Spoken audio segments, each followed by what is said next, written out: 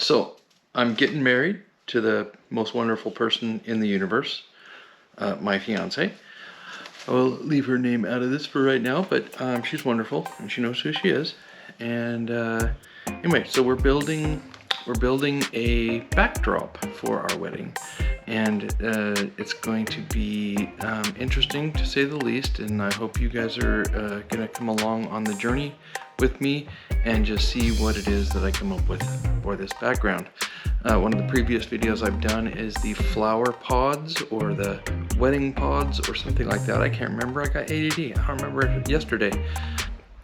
I'm building the part that I'm going to contribute, and it's not as pretty as the flowers that she's contributing, but it is pretty cool. So this is how I'm going to build the first part of it, and I got to start somewhere, so I'm going to start with the base. Enjoy. Alright, laying a couple of 2x4s, 8 feet apart approximately. I have some Toung and Grove boards that are a little bit longer than 8 feet, and I have a piece of this that is 8 feet. So I know I need to use the 8-foot piece so that I can know where to cut off that other piece.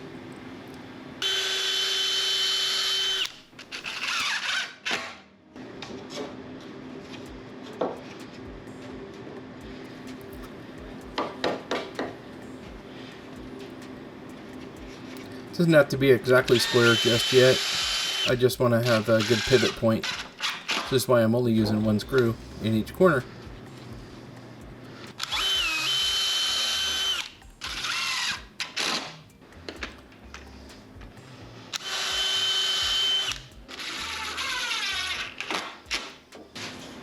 Just make sure this thing measures the same from corner to corner and other corner to other corner.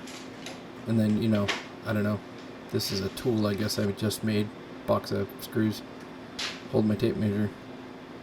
Looks great.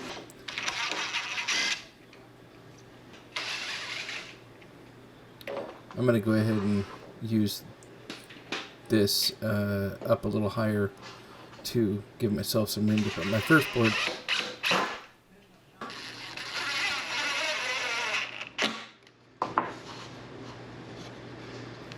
Of course, I check square off camera.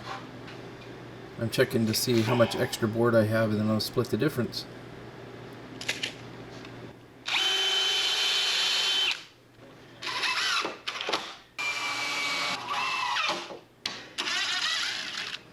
Again, just putting 2 screws in, and then I check square with a square, apparently.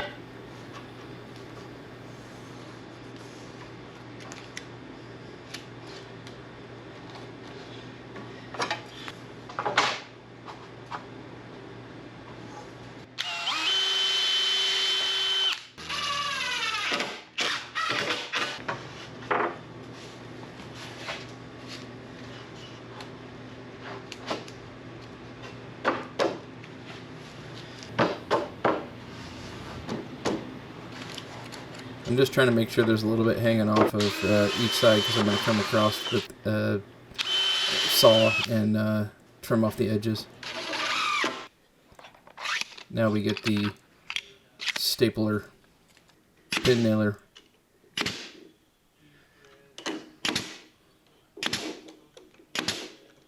And I've added in the middle boards now using the spacing of my French cleat piece there, because that's going to end up on the other side of the wall later.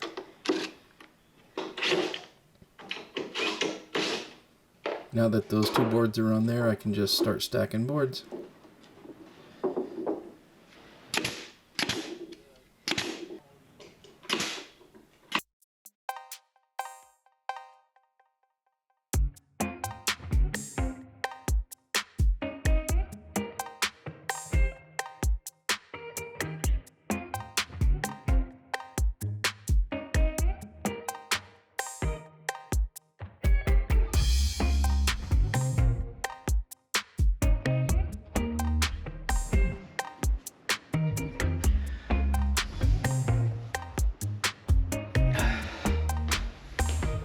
So back to the home store I went.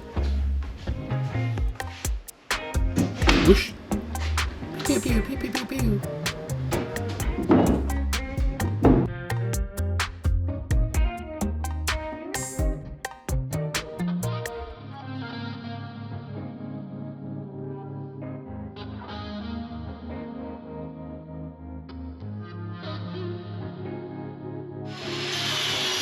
Alright, so just using a skill saw here to trim off the edges of the boards to make them all even using a straight edge called a 2x6.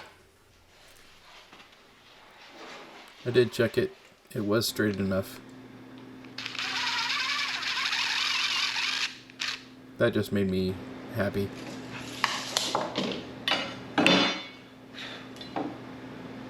So I'm going to make a wheel kit for this thing. And I'm going to do a couple of angled things on here, and I can't quite figure out why this is not working the way I thought it should. I guess here we go.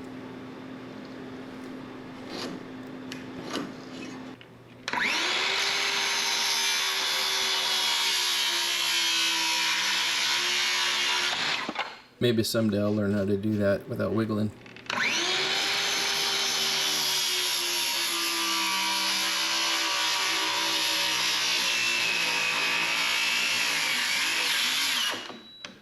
So that wasn't my battery dying, that was the wood binding on my blade. So I pulled it out and went ahead and tried to do it again, clearing out more wood.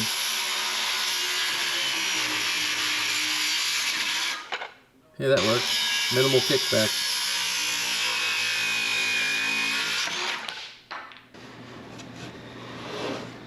Now I'm just going to trace this one and make a duplicate.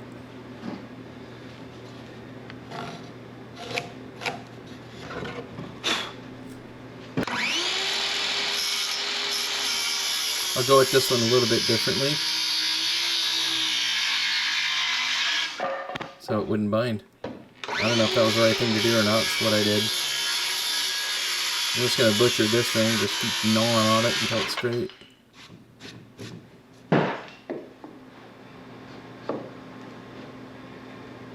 So I'm going to sandwich these things so that they're square to the piece I'm doing there, because I gotta... I don't know, what am I doing here? Make another piece? What are you doing, Dave? Oh, you're making the bottom plate. Okay, this will all make sense in a minute.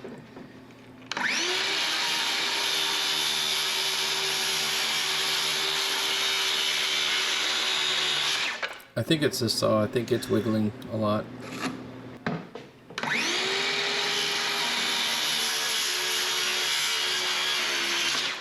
And I'm doing this all before I have my shop really set up. This is actually the wall to put all my tools on, so I'm very disorganized while shooting this video.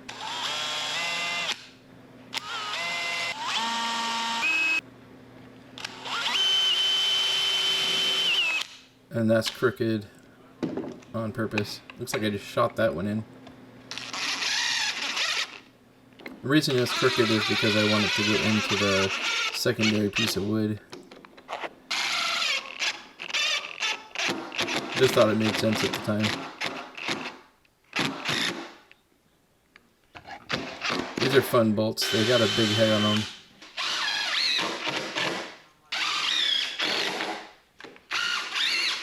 They have a big head and a skinny shoulder at the top, so it actually pulls the wood together real nice. So I just made another one of those. Now I need to make sure that the wall doesn't touch the ground but is pretty close. So use a square to make it... I'm just giving myself a witness line there. And find the middle, and then add 2 inches on each side.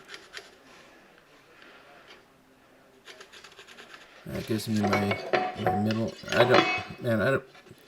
Who... What? Jeez, dude, get it together.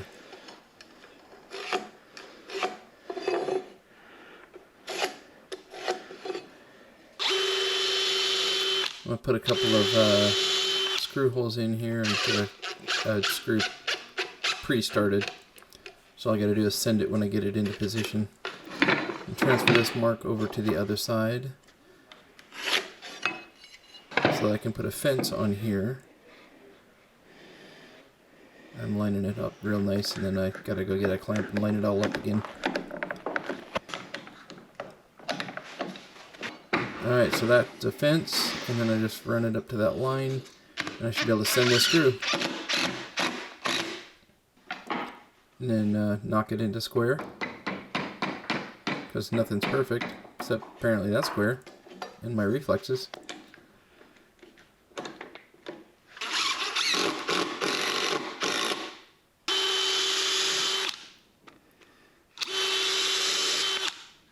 I think four ought to be good.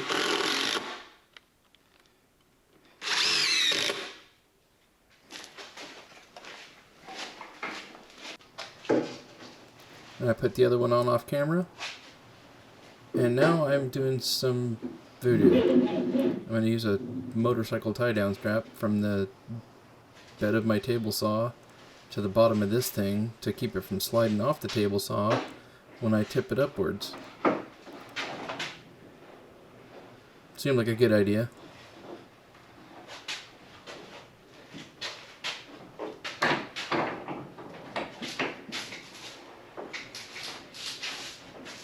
By the way, I am wearing 3 pairs of underwear, and now I have to clean them out.